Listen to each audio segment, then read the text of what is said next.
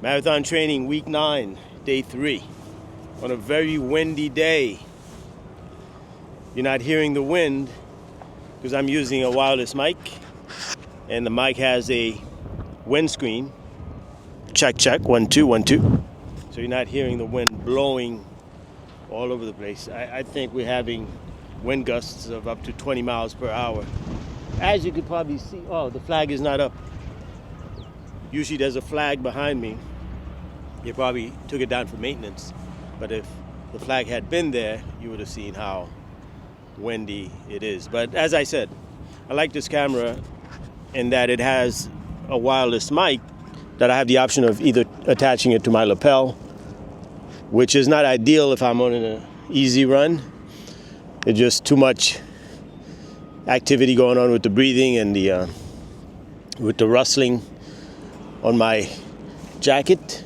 So it has a magnetic attachment, which I just, boom, attach to the camera, and we're good to go. So here we are for another edition of marathon training. One thing about this marathon training block is that I've been listening to my body quite a bit. So if I have a workout that needs to be done on a specific day, if I'm not feeling it 100% and feel that I should go a little bit easier, that's what I do. Because that's not going to affect fitness. It's just that sometimes to prevent injury and to get the adaptations properly, you have to listen to your body, especially when there's residual fatigue. You know, I may not have slept well the night before. There might be other stresses in life. And, you know, that's the nature of life, right? You have to deal with the stressors. We are recreational runners. And so our time is devoted to several other things, other activities, in addition to running. So we have to balance. We have to basically play a balancing act. So here we are. So today is going to be a much easier run than the training calls for. Training was calling for a threshold, but I did do a threshold on Tuesday. 2 days later, today's Thursday, so I'm going to do an easy to moderate today. So without further delay, let's get out there and battle with this wind. I'm doing circular loops around this park, and right now I'm against the wind. Against the wind. That's what happens when you run around in circles. On a windy day, at some point the wind's going to be at your back, and at other points you'll be against the wind. And I'm keenly aware, as a master's runner, it's a physiological fact that as we age up, we need more recovery. Recovery is probably the single most important part of our training protocol. And when I say recovery, I don't just mean rest. I mean cross-training, nutrition, sleep. All of those subcategories fall under the banner of recovery. So, and furthermore, I'd add listening to your body as a form of recovery as well. It's a smart thing to do.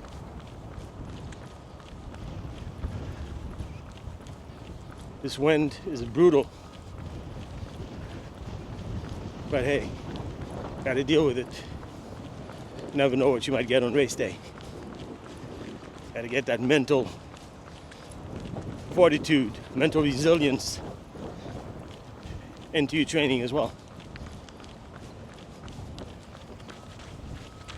You ever have one of those days when you question why you're doing this? I'm having one of those days. Asking myself, why am I doing this? What is going on with you, Ray? Running around in circles in the cold, endlessly, day in and day out. Well, guess what? This is why I recommend to every runner before you even start running, define your why. Define why you're doing this or why you're going to do it, and always have that answer at your disposal to fall back on when those days come when you lack motivation. Because trust me, those days will come. Especially days like today. Winter training, windy, cold. Yeah, so fall on that why. I've said this before, my why is health and fitness and working to get the very best out of myself. When you fall on that why, you develop discipline, and the discipline will carry you through. As far as I'm concerned, this is a lifelong endeavor. I will do this for as long as possible. So the why is even more important to define.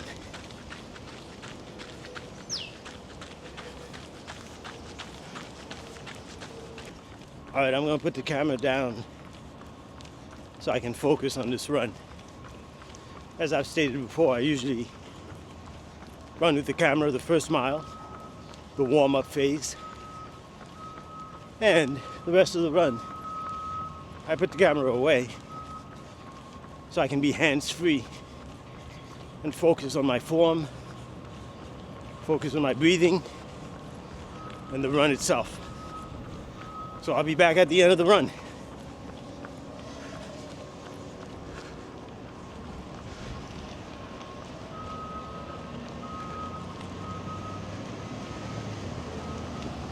And that wraps up a little bit over 4 miles.